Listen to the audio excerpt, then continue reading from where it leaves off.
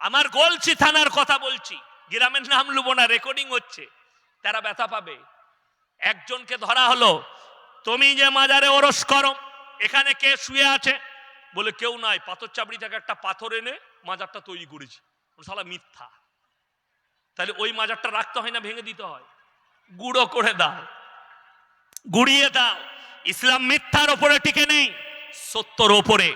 আমি জিলাপি হুজুর দিকে আর এই বেরেলভি দিকে আমি চ্যালেঞ্জ ছুড়ে গেলাম, খাজা মঈনুদ্দিন চিশতি রহমাতুল্লাহ আলাইহির একটা জীবনী থেকে বার করো। তিনি বলে গেছেন, আমি মরে যাওয়ার পরে আমার কবরে আগরবাতি দিবি, আমার কবরে চাদর চড়াবি, আমার কবরে সিজদা দিবি, আমার কবরে ফুল দিবি, আমার কবরে মেয়ে দিকে নিয়ে এসে গড়াগড়ি খাওয়াবি। যদি কোনো জিলাপি হুজুর দেখাতে পারে আমি ইয়াসিন কালকে আমার বউকে নিয়ে চলে যাব আজমির। কষ্টের বিষয়, ওদের মৌলবি আহমদ রাজা বেরেলভি নিজে লিখে গেছে ফতোয়ায়ে রিজভিয়ায়, মেয়েদের মাজারে যাওয়া হারাম।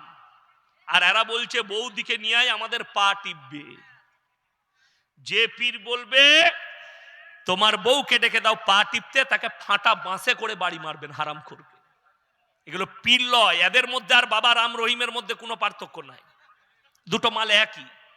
রাম রহিমের কাছে গিয়ে বলছে, বাবা हमारे बेटी को थोड़ा आशीर्वाद दे दो। बोले गुफा में भेज दो। साला गुहार ভেতরে কি আশীর্বাদ দে?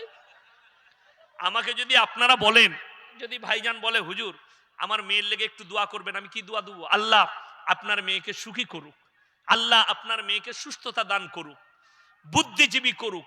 দোয়া হলো না? হলো না? এটাই তো হয়ে গেল দোয়া। আবার দোয়া করার জন্য কামরার ভেতরে যেতে হবে, পা টিপতে হবে? শালা কামরার ভেতরে গেলেই তো গোলমাল।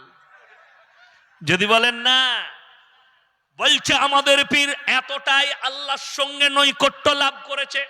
এরা শুনেলেন আপনাদিকে কিভাবে ধোকা দিচ্ছে, কোরআনের অপব্যাখ্যা করে। যাদের বাড়িতে মানে কোরআন আছে খুলবেন। ইন্না আউলিয়া আল্লাহি লা খাউফুন আলাইহিম ওয়ালা হুম ইয়াহজানুন। আমাদের দেশের জিলাপি হুজুর আর বেরেলভিরা মানুষকে ধোকা দিয়ে বলছে এই আয়াতের মানে হচ্ছে ওলি আউলিয়া। একদম মিথ্যা। আউলিয়া শব্দের অর্থ হচ্ছে আল্লাহর বন্ধু, প্রিয় বন্ধু। জোরে বলুন সুবহানাল্লাহ।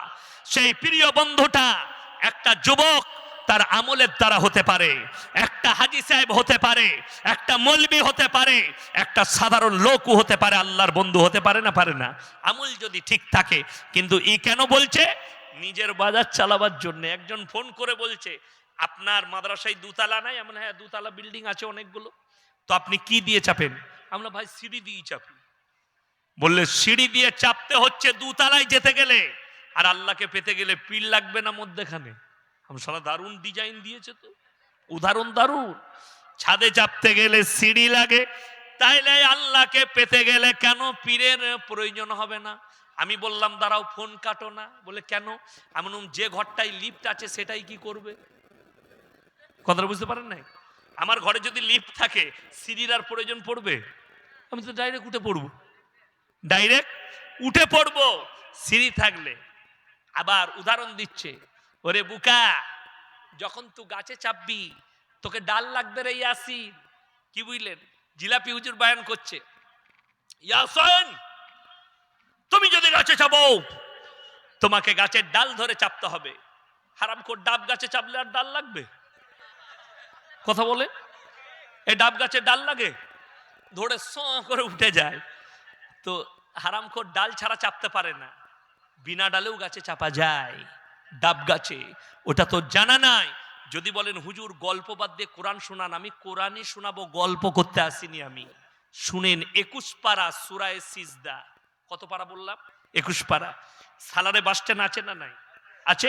আচ্ছা আপনাদের সালারের কোনো ছেলে কোনো মেয়েকে বলেছে সালারের বাস স্ট্যান্ডে আসবি, সবারই সামনে তোকে আমি আই লাভ ইউ বলবো? এরকম কেউ করেছে? না, করবেও না। আচ্ছা প্রেম আর প্রেমিকা তাদের অরিজিনাল ভালোবাসাটা কোথায় প্রকাশ করে জানেন? কখন? নিরালায়। কোথায় বললাম? নিরালায়। রাতের বেলায় সবাই ঘুমিয়ে গেছে, প্রেমিক প্রেমিকের ঘরে, প্রেমিকা প্রেমিকার ঘরে, দরজা বন্ধ করে রাতের বেলায়, হ্যালো কি করছো তুমি? তোমাকে না পেলে মরে যাবো আমি, মিশিয়ে নেবো। এই যে কান্নাটা, এটাই কিন্তু রিয়েল কান্না। কি কান্না বললাম? রিয়েল। এটাই অন্তরের ভালোবাসা। কিন্তু এটাই অন্তরের ভালোবাসা। শুনিলেন এরপরে আমার আল্লাহ রাব্বুল আলামিন কোরআনে বললেন, হে আমার বিশ্বনবী বলো, যারা ডাইরেক্ট আমার সঙ্গে সম্পর্ক করতে চায়, তাতাজাফা জুনুবুহুম আনিল মাদাজি, ওরে আমার জিলাপি হুজুররা ভালো করে কোরআনের আয়াতটা শুনে নাও। এটা হচ্ছে সূরা সিজদা। আল্লাহ কোরআনে বললেন, তাতাজাফা জুনুবুহুম আনিল মাদাজি ইয়াদউনা রাব্বাহুম খাউফান ওয়া তামআ ওয়া মিম্মা রাযাকনাহুম ইউনফিকুন। হে আমার বিশ্বনবী, যারা আমার সঙ্গে সম্পর্ক করতে চায়, রাত্রিতে যখন সবাই নিদ্রায় চলে যাবে, নিরালায় চলে যাবে, ঘুমিয়ে যাবে, তখন আমার বান্দা ওই নিরালাতে উঠে নামাজের পাটিতে এসে তাহাজ্জুদ পড়বে এবং আমার কাছে নিরালায় কান্নাকাটি করবে, তখন ডাইরেক্ট আল্লাহর সঙ্গে সম্পর্ক হবে। জোরে বলুন সুবহানাল্লাহ।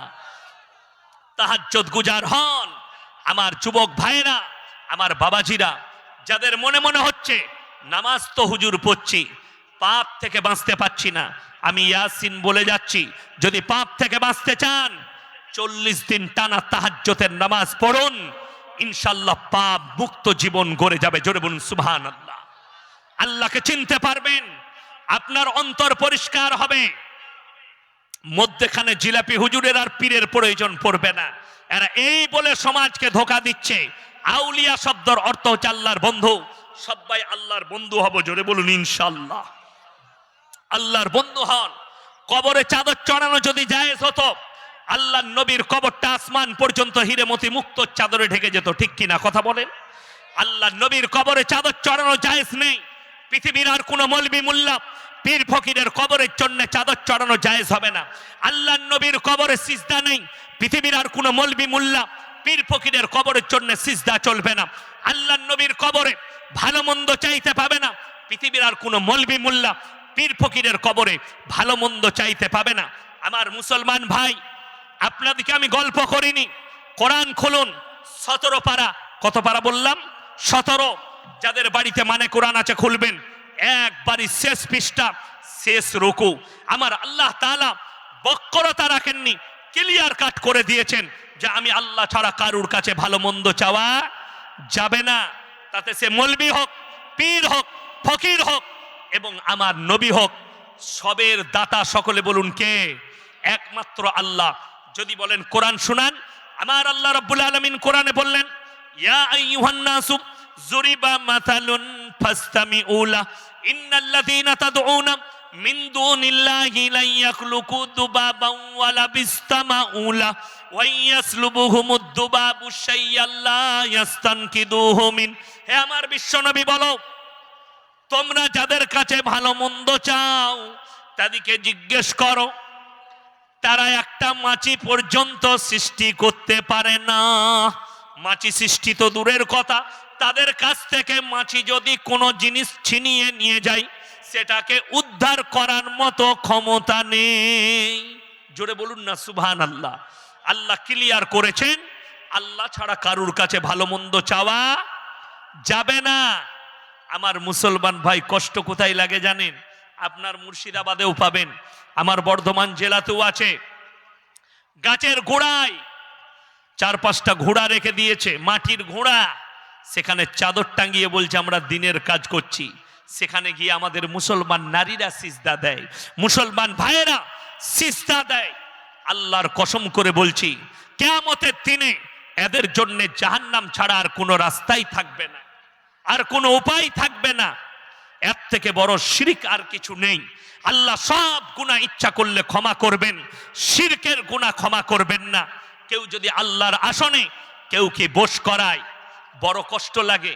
আমাদের দেশের হিন্দু ভাইরা তাদের ধর্ম পালন করে, করে না করে না? তারা কি করে?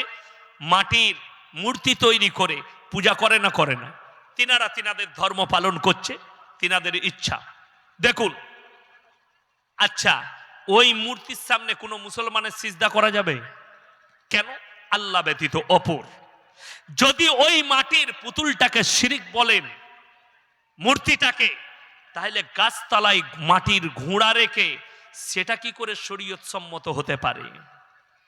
আমি এটাই বুঝাতে চাইছি, আপনাদিকে ক্লিয়ার করতে চাইছি। বড় কষ্ট লাগে। আপনার যেটা 34 নম্বর জাতীয় সড়ক আছে, পানাগড় দার্জিলিং মোড় থেকে শুরু হয়ে উমরপুরে উঠছে গিয়ে মোরগ্রামে, ওই রোডের ওপরে যেমনি আপনি পেরিয়ে যাবেন মাল্লারপুর, রাস্তার সাইডে দুজন চাদর ধরে দাঁড়িয়ে আছে, কলমা লেখা টেনা। কি বলছে জানেন? চাদ্দার মে পয়সা ফেকো জান্নাত লে লো, চাদ্দার মে পয়সা ফেকো জান্নাত। আমরা শালা চাদরে জান্নাত। আর যে ড্রাইভাররা মদ খায় তারা বলে ওরে বাবরে শালা নামাজেরও দরকার নাই, জান্নাত পেয়ে গেল। এই গুটকা হুজুরের ফতোয়া, জিলাপি হুজুরের। চাদরে পয়সা দে জান্নাত পাবি। চাদরে যদি জান্নাত পাওয়া যেত, আমরা মৌলবীরা নামাজের সিজদায় পড়ে থাকতাম না, এই মসজিদগুলো পৃথিবীতে প্রয়োজন হতো না। পীরের দরজায় যদি জান্নাত থাকতো, পীরের পায়ের সিজদায় যদি জান্নাত থাকতো, এই মসজিদগুলোর প্রয়োজন হতো না। আমার মুসলমান ভাই, কষ্ট লাগে। কি বলছে জানেন? এক গুটকাখোর আমাকে ফোন করেছে, আমার কাছে রেকর্ডিং আছে। আমি বললাম, কাবা ঘরের ইমামকে তুমি কি মনে করো? বললে, কাবা ঘরের ইমামের পেছনেও নামাজ হবে না। নাউজবিল্লাহ বলেন। আল্লাহ নিজের ঘরে একজন বেঈমানকে ইমাম রাখবেন? যে মুসল্লায় দাঁড়িয়ে আল্লাহর হাবিব নামাজ পড়েছে, এদের জিলাপি হুজুররা আর এই বেরেলবি গোটা, এই গুটকাখোর কটা ফতোয়া দেয় তাদের লোককে, কাবা ঘরে গেলে তাদের পেছনে নামাজ পড়ো না। আপনাদের মুর্শিদাবাদের এক জিলাপি হুজুর, তার নাম হচ্ছে গুটকাখোর জুবের, ফতোয়া দিচ্ছে লালবাগে দেওবন্দিরা আহলে হাদিসরা মুরগি জবাই করলে সেই মুরগি খাওয়া হারাম।